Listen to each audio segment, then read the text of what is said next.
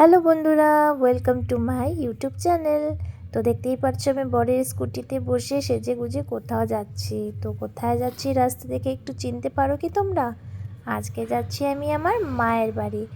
মায়ের হাতের রান্না অনেক দিন ধরে আমি খাইনি, তো মা আমাকে আজকে আদর করে ডেকেছে নিমন্ত্রণ খাওয়ার জন্য। তো মায়ের বাড়ি যাচ্ছি আজকে মায়ের হাতের রান্না খাবো বলে। তো চলো সঙ্গে চলো। দেখো পৌঁছে গেছি মায়ের বাড়ি। এখন মায়ের বাড়িতে ঢুকে পড়বো। বরমশাই কিন্তু আমাকে ছেড়ে চলে যাচ্ছে, কারণ ও আসবে না, ওর কাজ আছে। তো রিজু তো আগেই চলে এসছে, এখন আমি চলে এলাম। তো এখন মার ঘরে চলে এলাম। চলো একটু ঘরটা এক ঝলক দেখিয়ে দিই। দেখো, এটা হলো আমার বাড়ি, আমার জন্মস্থান। তো সুন্দরভাবে একটু ঘুরিয়ে দিই। এই দেখো মায়ের ঠাকুর ঘর। চলো ঠাকুরকে একটু আমার সঙ্গে তোমরাও প্রণাম করে নাও। দেখো, এটা হলো মার ঠাকুর ঘর, মার গোপাল। এই দেখো, তো এক ঝলক কিন্তু দেখিয়ে দিলাম মায়ের ঠাকুর ঘর। তো চলো এবার দেখি মা কি করছে। চলো চলো চলো দেখি দেখি। তো চলে এলাম রান্নাঘরে। এসেই দেখছি মা কিন্তু ব্যস্ত রান্নাবাড়ি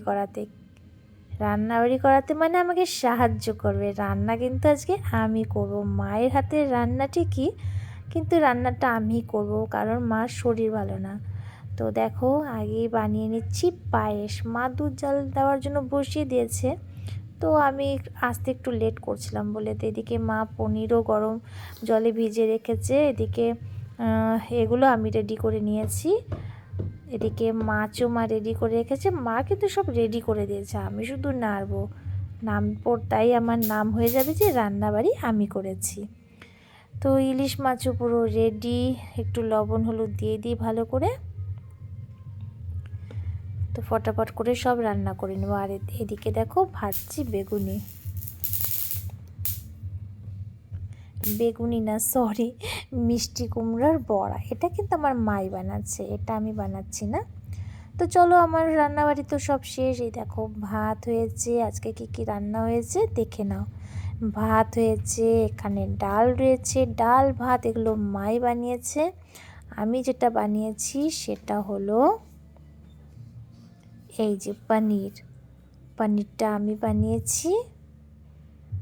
এখানে শসা কেটে রেখেছি স্যালাডের মতো। এটা বেগুনির বেসন গোলানো চাল বাটা দিয়ে মানে মাই করেছে এটা। আর এই দেখো এখানে একটু চাটনি রয়েছে, জলপাইয়ের চাটনি। দেখো জলপাইয়ের চাটনি রয়েছে, আর এখানে রয়েছে ইলিশ মাছ। তো রান্না পুরো কমপ্লিট। এখন কিন্তু সবাই খাবো। তো অতিথিদের তোমাদের দেখিয়ে দিই। চলো, দুই অতিথির সঙ্গে সরি, এখানে পায়েসও রয়েছে, যেটা আমি তোমাদের সবার আগে দেখালাম। তো দেখো পায়েসটা কিন্তু আজকে বেশ সুন্দর আমি বানিয়েছি, আমার দেখেই মনে হচ্ছে। এখন যদি আমি এখনও খেয়ে দেখিনি, খাওয়ার পরে বুঝবো কেমন হয়েছে।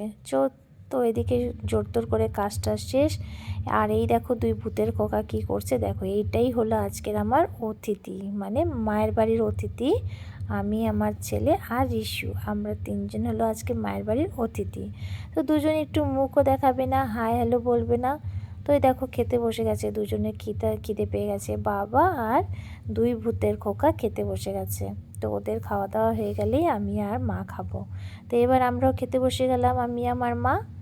তো আজকে কিন্তু জমিয়ে খাচ্ছি। রান্নাগুলো ভীষণ ভালো হয়েছে। নিজে রান্না করেও বলছি, কিছুটা মা করেছে, কিছুটা আমি করেছি।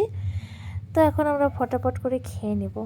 খাওয়া দাওয়ার পর একটু রেস্ট করব।